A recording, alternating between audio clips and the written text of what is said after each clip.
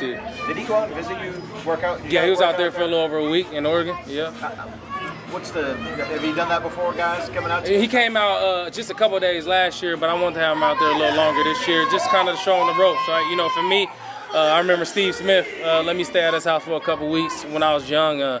It's all about passing along, right? You gain knowledge, you pass along. That's what this game all about. That video right there, that's everything I love about sports. But we still have to have the wide receiver 3 conversation. Let's go.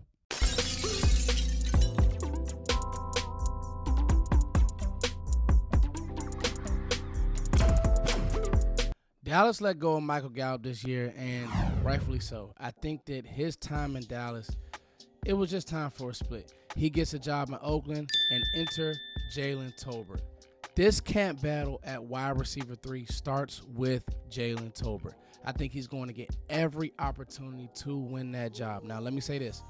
Coming out of South Alabama, I was very high on Jalen Tolbert. Here's a guy who high points the ball very well, can run every route, can win on the inside, can win on the outside, has an NFL body.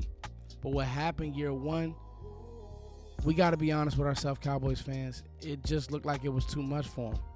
Some of that could have been a scheme. Some of that could have been the coaching. And then year 2, things did start to slow down a little bit. The Miami game, 2 big catches. The Washington, the first game, he had a big catch. The touchdown in the Washington game the second time. But we also have to be realistic. Knock on wood. Everybody go find some wood and make sure you knock on it. Knock on the wall. Knock on everything around you. If something happens to CeeDee Lamb, or if a defense says, you know what, we're going to take away Jake Ferguson, we're going to take away CeeDee Lamb, kind of like what the Green Bay Packers did, and say somebody else beat us. Brandon Cooks couldn't even do that.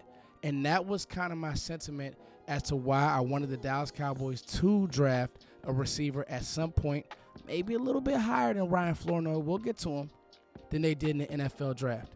However, I do believe that what Jalen Tolbert showed in preseason, I think that he'll be able to do something. Now, what does something mean? Hopefully, he can get to about 800, 900 yards, and you feel much better about his ultimate ceiling or his ultimate floor. If he can't do that, we need to talk about some of the other guys on this roster or who may not be on this roster for receiver 3. Make no mistake about it. The big 3 on this offense, CeeDee Lamb, Brandon Cooks, Jake Ferguson. Even with bringing back Zeke, the big 3 on this offense, CeeDee Lamb, Brandon Cooks, Jake Ferguson. Now, there are guys behind them. You have guys like Kayvon Turpin, 3 touchdowns in his career. You have guys like Jalen Tolbert, who had 2 touchdowns last year. But combine everything else on the roster, not including Martavis Bryant because we don't know what he's going to give us, is 40 catches, 5 touchdowns, under 500 yards. So that's not a lot of production, and that's where I say, hey, the Cowboys have done this before. Even though they drafted Jalen Tolbert, I have to be fair. If there's somebody on the back half of the roster who challenges, they will give him a shot. They did it when they drafted 2 cornerbacks in the same draft, and a year later, guess what? Deron Bland was better than both of them. Let's talk about the wild cards who could possibly challenge for wide receiver 3. Nothing is stamped. There's not a proven guy on this roster outside of Brandon Cooks and CeeDee Lamb. So let's talk about the wild cards for wide receiver 3. To me, it's 3 names. Jalen Brooks, Ryan Flournoy, Corey Crooms. Foots, he hasn't even played a snap. He wasn't even drafted. I know, but I saw some things on film that, if nothing else, show me a guy who can at least run routes and get in the windows. Ryan Flournoy, guess what? He is a plus-level athlete. The RAS score was outstanding. Good speed, amazing vert, 39-inch vert. And then we got to talk about Jalen Brooks, who all he did was catch everything and be where he was supposed to be. Dak Prescott will give you opportunities if you do those 2 things. Be where you're supposed to be, catch everything. Another thing that I liked about Jalen Brooks was the game didn't seem like it was too big for him. SEC, South Alabama when it comes to Jalen Tolbert. But the game just didn't seem like it was too big for Jalen Brooks. And so that makes me wonder, will the Cowboys play the politics game, or will they give all 3 of these guys a fair shot to at least challenge for wide receiver 3, wide receiver 4? I don't think that Kevontae Turpin will ever develop into a wide receiver 4 or 3 on this team. I think he's a gadget guy. I just think that's who he is, and that's okay.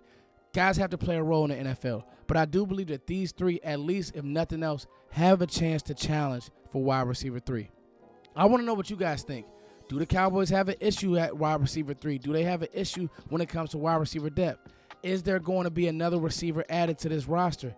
It makes sense. Zay Jones was just released. There'll be other guys that are camp casualties. This is going to be something that I'm monitoring throughout camp, throughout OTAs, throughout mini camps. Who's going to be the other receivers to make plays? And this isn't, the small, fast guy who can just do it. I want to know who can do real receiver things. It's your boy Foots. As always, thank you guys for liking, sharing, and subscribing. More content coming your way. The draft is over. Now we start talking about team building. We start talking about how these draft picks, because one thing we know about the Cowboys, they're going to give their draft picks every chance to make the team and possibly take somebody's job. It's your boy Foots. Make sure you guys are hitting the like button. Like. Subscribe. I love you. Peace.